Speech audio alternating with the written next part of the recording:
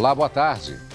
Uma importante decisão dos ministros do Supremo Tribunal Federal confirmou por unanimidade que o marco inicial da licença maternidade é a alta hospitalar da mãe ou do recém-nascido, o que ocorrer por último. A medida se restringe aos casos mais graves, em que as internações sejam de mais de 2 semanas. Nesta edição do Jornal da Justiça, você vai ver como essa decisão pode impactar a vida das mães que precisam passar mais tempo no hospital por causa de alguma complicação na chegada do bebê. Este é apenas um dos destaques de hoje. Vamos aos demais. Supremo derruba exigência de curador para o pagamento de aposentadoria por doenças mentais no Distrito Federal. A decisão do Supremo Tribunal Federal foi em recurso com repercussão geral reconhecida. Superior Tribunal de Justiça nega liberdade a policiais envolvidos em operação que terminou com morte de um suspeito no Guarujá, em São Paulo. A decisão é da presidente do STJ, ministra Maria Tereza de Assis Moura, que indeferiu liminarmente o pedido de soltura apresentado por 2 policiais militares envolvidos no caso. E ainda, na retrospectiva 2022, a decisão da Suprema Corte sobre o prazo de inelegibilidade previsto na Lei da Ficha Limpa.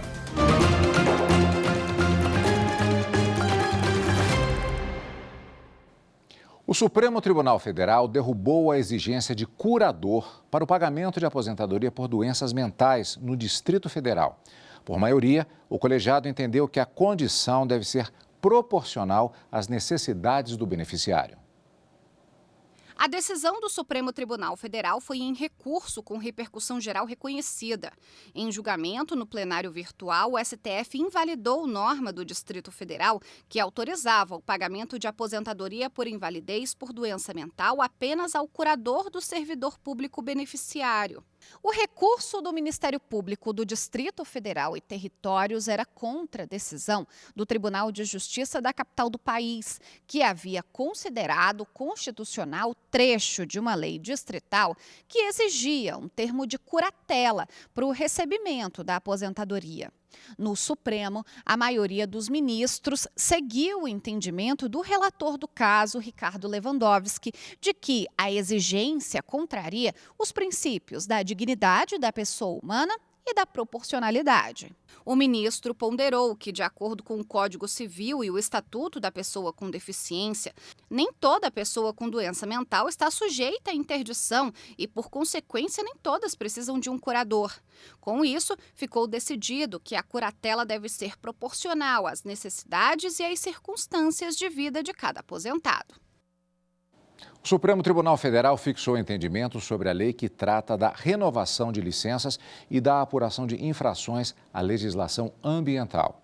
A lei havia sido questionada no STF pela ASIBAMA, Associação Nacional dos Servidores da Carreira de Especialista em Meio Ambiente, com o argumento de que alguns dispositivos teriam fragilizado a proteção ao meio ambiente.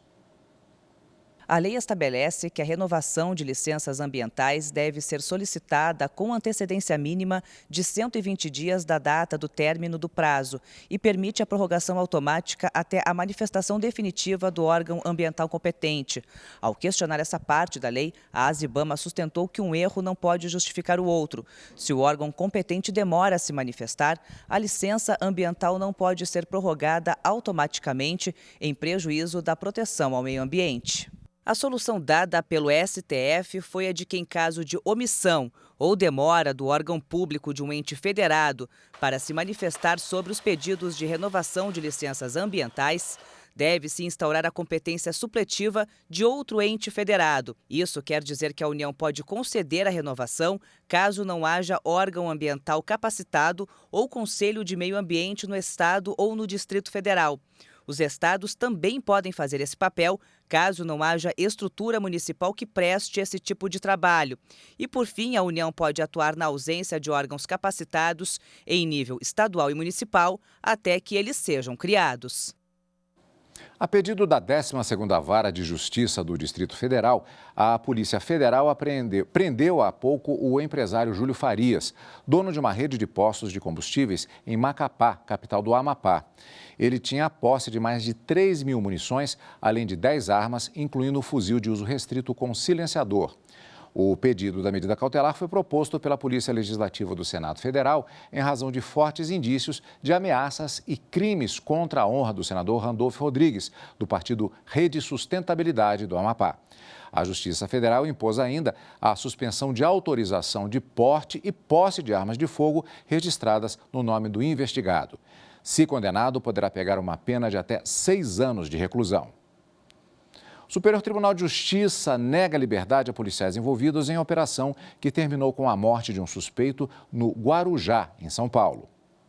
A decisão é da presidente do STJ, ministra Maria Tereza de Assis Moura, que indeferiu liminarmente o pedido de soltura apresentado por 2 policiais militares envolvidos no caso.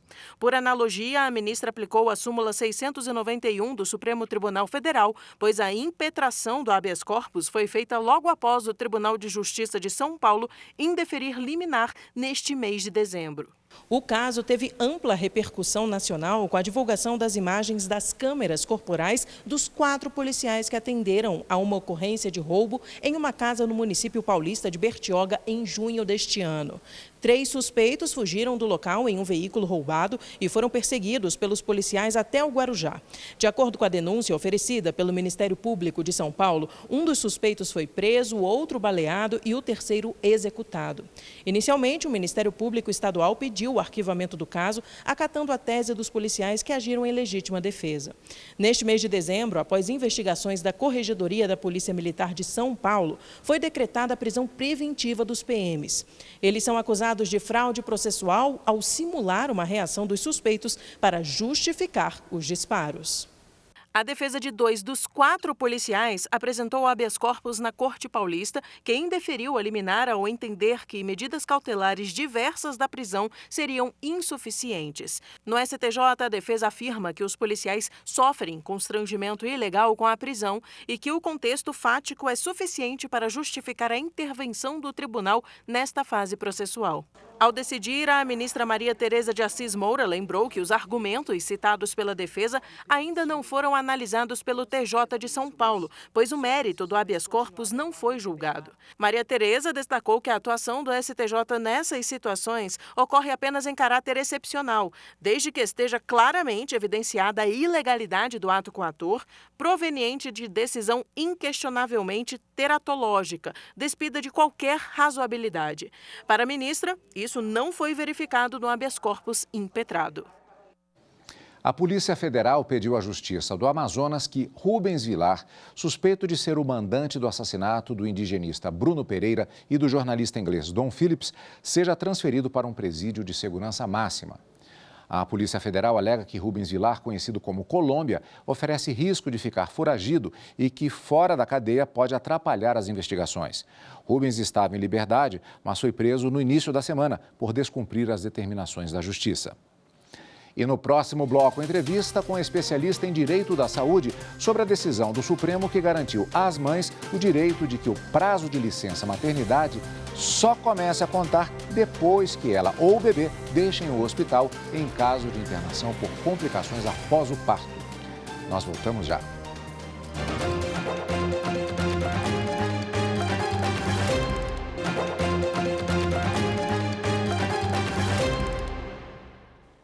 O Supremo Tribunal Federal confirmou que o início da licença maternidade em casos da internação do bebê ou da mãe após o parto é a alta hospitalar e não a data do nascimento da criança.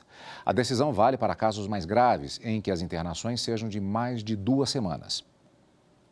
Otto é uma criança saudável, tem 3 anos de pura energia. Quem vê assim nem imagina que o menino nasceu prematuro e passou os primeiros 37 dias de vida na UTI. Até os 7 meses precisou de cuidados rigorosos. A mãe, Simone, é servidora pública federal e conseguiu na justiça que o tempo da licença maternidade dela fosse contabilizado apenas a partir da alta hospitalar do filho. Ficou muito mal, ele ficou muito grave nos primeiros dias. Eu também tive que ir para a UTI, eu tive uma hemorragia externa muito grande, né? Então foi assim, o mundo gira, né? A gente fica sem chão. O Supremo Tribunal Federal confirmou por unanimidade, em julgamento no plenário da Corte, que o marco inicial da licença maternidade é a alta hospitalar da mãe ou do recém-nascido, o que ocorrer por último.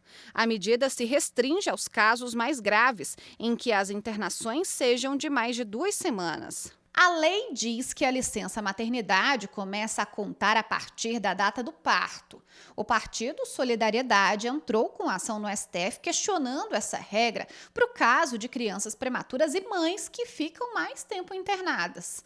A legenda alegou que essa forma de contagem reduz o convívio entre mãe e filho e prejudica o aleitamento materno recomendado pelos médicos.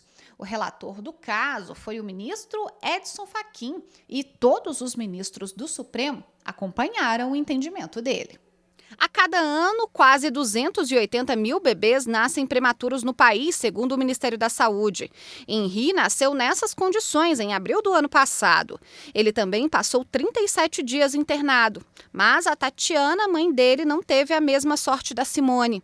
Ela teve que largar o trabalho para ficar mais tempo com o filho, que precisava de cuidados médicos por um período maior que a licença maternidade dela. Eu tive ele no fim de uma pandemia. Então, o que estava ruim, se podia piorar, piorou. Mas, pelo menos, eu tive a questão da assistência de saúde dele, né? E abrir mão do trabalho, porque a gente dá prioridade para os filhos. Não tem jeito, não tem como. O direito social de proteção à maternidade e à infância está previsto na nossa maior lei, a Constituição da República. Isso engloba, inclusive, o período de convivência entre mães e recém-nascidos fora do ambiente hospitalar. Teria me dado uma instabilidade que eu precisaria naquele momento independente de ser pandemia ou não. Eu poderia ter ficado com meu filho, eu poderia ter voltado a trabalhar depois, né? Eu teria tido um período pós-cirúrgico dele, eu teria ficado com ele, né, na recuperação dele. Poder amamentar exclusivamente, a questão de poder acompanhar a introdução alimentar, que são questões cruciais para a vida inteira do indivíduo, né? Até a vida adulta isso vai ter reflexo. O contato com a mãe, né? O vínculo afetivo com a mãe, não tem como mensurar mesmo. Eu sou realmente muito grata e esses 37 dias foram cruciais, junto com os outros 6 meses que eu tive, né? Esses 7 meses e alguns dias, eu tenho certeza que foram determinantes assim, na nossa vida.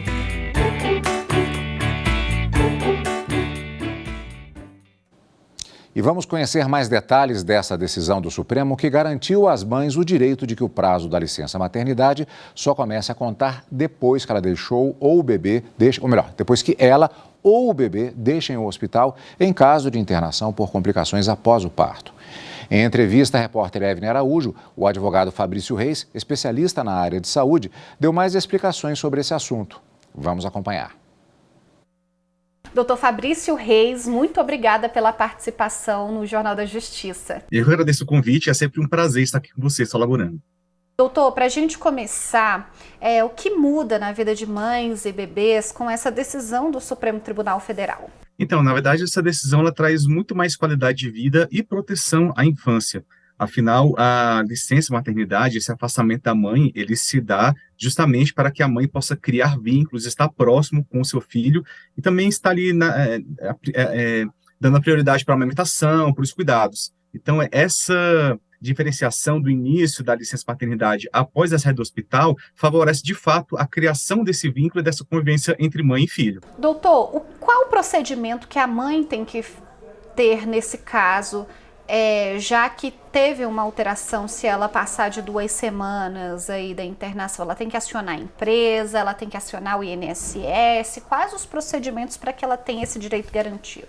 Então, para as trabalhadoras que são seletistas, elas só precisam informar no RH da sua empresa. Então, vai ser a própria empregadora que vai entrar em contato com a INSS para poder fazer os devidos encaminhamentos. Já tem algum diferencial para trabalhadoras domésticas e as trabalhadoras que são autônomas. Elas vão precisar entrar em contato diretamente com o INSS para poder requerer esse benefício. Hoje em dia, o contato não precisa ser presencial, pode ser feito pelo aplicativo Meu INSS ou pelo site do órgão. Doutor, quem paga esse período em que a mãe aguarda a alta dela ou do bebê? Então, vai seguir a mesma diferenciação. Então, para as empregadas que são seletistas, o pagamento vai ser feito pela própria empresa, e aí o INSS depois vai fazer a restituição desses pagamentos para a empresa, como se fosse uma isenção tributária. Já a empregada doméstica e também essa mãe que é autônoma, o pagamento vai ser feito diretamente pelo INSS. Só que tem aí mais alguns detalhes. Para a empregada doméstica, o pagamento que é realizado pelo INSS vai ser de acordo com o seu salário mensal. Então, vai ser em relação ao que ela já recebe assinado em carteira. Já para a autônoma, que seja uma MEI, que seja uma microempreendedora, esse valor vai ser de sempre um salário mínimo. Esse benefício vale apenas para as empregadas CLT, vale também para as servidoras públicas? Como funciona? Exatamente. A mãe servidora pública, ela vai seguir os mesmos padrões da mãe seletista, né? Então, ela vai entrar em contato com o setor de recursos humanos do seu órgão que ela trabalha para que ele faça esses trâmites, para que ele entre em contato com o INSS. Então, a obrigação, digamos assim, da gestante é apenas informar ao seu empregado, seja uma empresa ou um órgão estatal, que está grávida e que vai ter o parto em tal dia para poder iniciar esses trâmites entre a empresa, o órgão e o INSS. Os RHs, as próprias gestantes, as mães que acabaram de ter seus filhos, todo mundo precisa ficar atento às novas regras para que façam valer seus benefícios, né, doutor? É importante que elas fiquem atentas e que estejam, de fato, informadas. Assim como também é muito importante que as próprias empresas, os seus respectivos RHs, também tenham esse cuidado de estarem sempre alinhados com essas novidades, com as alterações e com as novas decisões geradas pelo judiciário, muito em especial, né? Para se evitar a aplicação de multa, evitar qualquer problema junto à Justiça do Trabalho.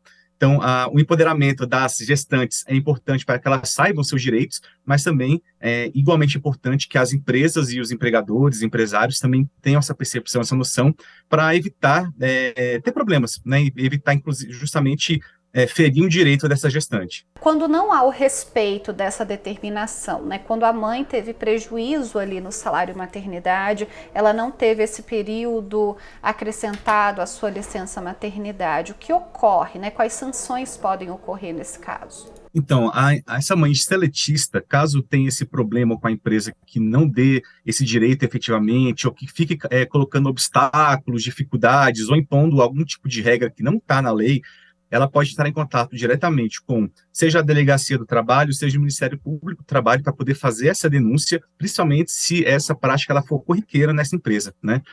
Para ensejar, de fato, uma investigação desses órgãos competentes. Ela também pode buscar o judiciário, pois essa atitude desleal da empresa pode configurar, inclusive, uma rescisão indireta do contrato de trabalho. É como se fosse a justa causa do empregador. Perfeito, doutor Fabrício, muito obrigada pela entrevista. Eu que agradeço, é sempre um prazer. E veja a seguir na retrospectiva do STF a decisão dos ministros sobre o prazo de inelegibilidade previsto na lei da ficha limpa. Eu espero você.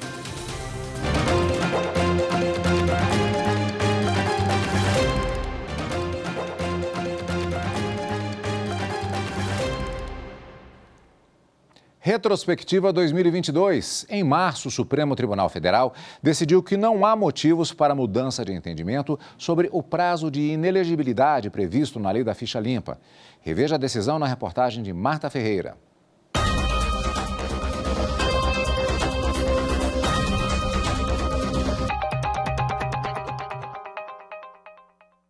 A sessão marcou a volta dos julgamentos presenciais no plenário, depois de quase 2 anos de sessões remotas por causa da pandemia de coronavírus. O acesso ao plenário é permitido apenas aos ministros, aos membros do Ministério Público, aos servidores e colaboradores indispensáveis ao funcionamento da sessão e aos advogados de processos incluídos na pauta do dia. O primeiro foi a ação proposta pelo PDT, que questiona dispositivo que trata de uma hipótese de inelegibilidade prevista na lei da ficha limpa.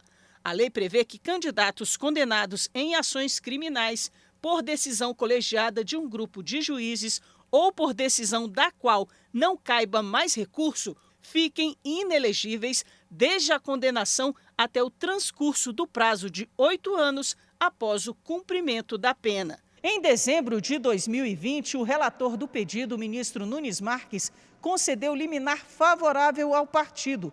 Ele reconheceu que a ausência de uma forma de descontar o tempo de inelegibilidade já cumprido poderia implicar em prazos indeterminados, o que seria inconstitucional.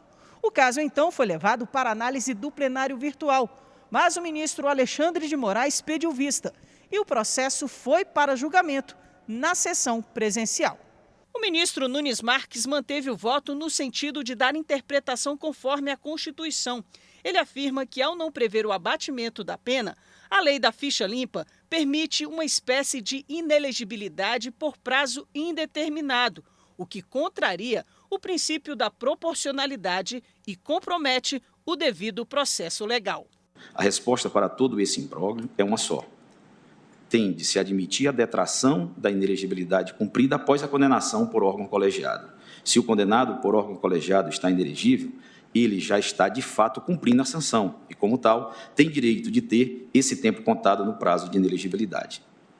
Propõe, ademais, a modulação dos efeitos da presente decisão, de tal maneira que ela seja aplicável apenas aos pedidos de registro de candidatura posteriores ao deferimento da medida liminar na presente ação, 19 de dezembro de 2020, e aos processos de registro de candidatura das eleições de 2020, ainda pendentes de apreciação na data do deferimento da liminar, em qualquer grau de jurisdição, inclusive no âmbito do TSE e do Supremo Tribunal Federal. O ministro Barroso divergiu e votou no sentido de que deve ser deduzido o período de inelegibilidade transcorrido entre a condenação por órgão colegiado e o início do cumprimento da pena. A minha tese de julgamento, presidente, é precisamente a seguinte: do prazo de 8 anos após o cumprimento da pena previsto no artigo 1º, inciso 1, letra E, da Lei Complementar número 64 de 90, deve ser deduzido o período transcorrido entre a condenação por órgão colegiado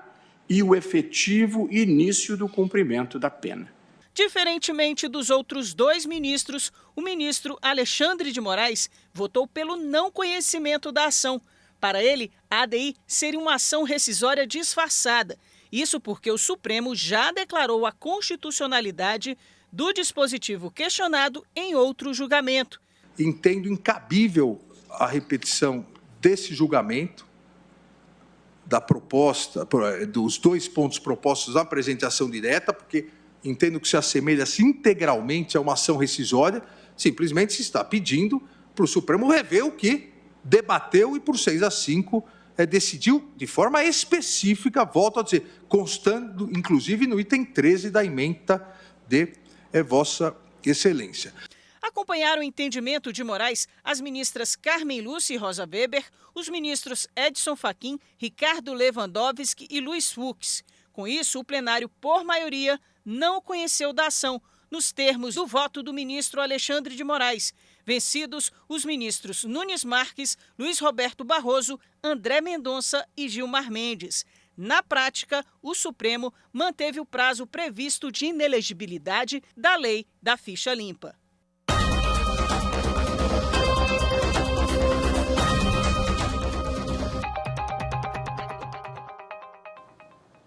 O incidente de resolução de demandas repetitivas é tema da série de reportagens especiais sobre peças processuais, produzida pela Coordenadoria de TV e Rádio do Superior Tribunal de Justiça. O IRDR, como é conhecido, é cabível quando há existência de demandas repetitivas em um mesmo órgão de julgamento.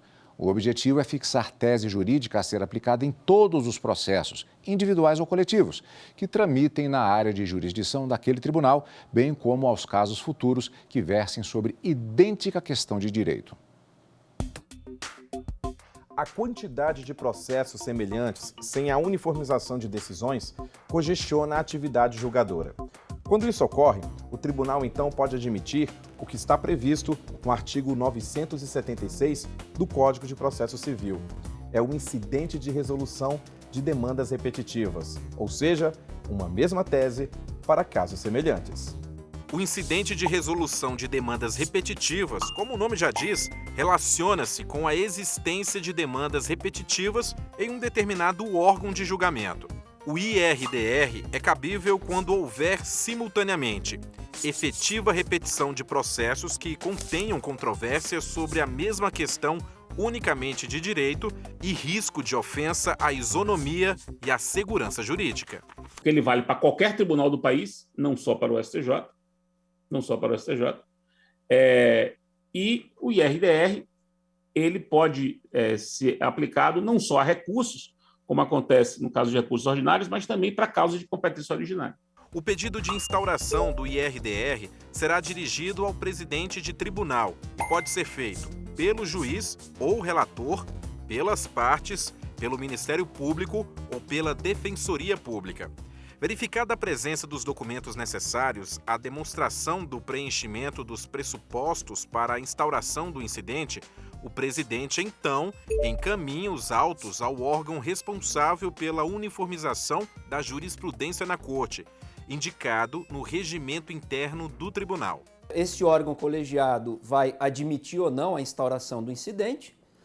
Consequentemente, para preservar exatamente a segurança jurídica e a isonomia, normalmente, não obrigatoriamente, mas normalmente, os processos que cuidam dessa questão permanecerão suspensos para aguardar essa solução e, uma vez que a solução é determinada, será aplicada em todos os processos que até então estavam suspensos. De acordo com o Código de Processo Civil, qualquer legitimado pode requerer a extensão dos efeitos da suspensão determinado por um tribunal estadual para outras regiões do país. Isso também ocorre para requerer a suspensão em nível nacional de todos os processos que envolvem a mesma questão objeto do incidente. Se for uma questão infraconstitucional, a solicitação da extensão dessa suspensão é feita ao Superior Tribunal de Justiça. Agora, se for uma questão constitucional, esse pedido de extensão é encaminhado ao Supremo Tribunal Federal. Mesmo que haja suspensão do processo, a concessão de tutela provisória é autorizada. As situações urgentes podem ser resolvidas, aliás, devem, né? O ideal é que seja julgado em 1 ano, principalmente porque, em tese, nós temos processos suspensos aguardando essa solução. Admitido o incidente, o relator ouvirá as partes, o Ministério Público e os demais interessados, no prazo de 15 dias, podendo deferir a participação do amicus curiae, bem como marcar audiência pública ou requisitar informações. E qual é o resultado disso? Esse órgão colegiado vai definir a tese e também vai julgar o recurso, a remessa necessária ou a ação originária de onde veio, de onde se originou esse RDR. Esse acórdão, proferido pelo tribunal, produz, conforme eu disse, um precedente, um padrão decisório ou um indexador vinculante. Então, se eventualmente os demais órgãos não observarem essa tese, é possível inclusive reclamação, né? E como um acórdão qualquer de um tribunal, especialmente de 2º grau, é suscetível de recurso especial, de recurso extraordinário. E esta edição do Jornal da Justiça fica por aqui. Para você, uma excelente tarde e até amanhã.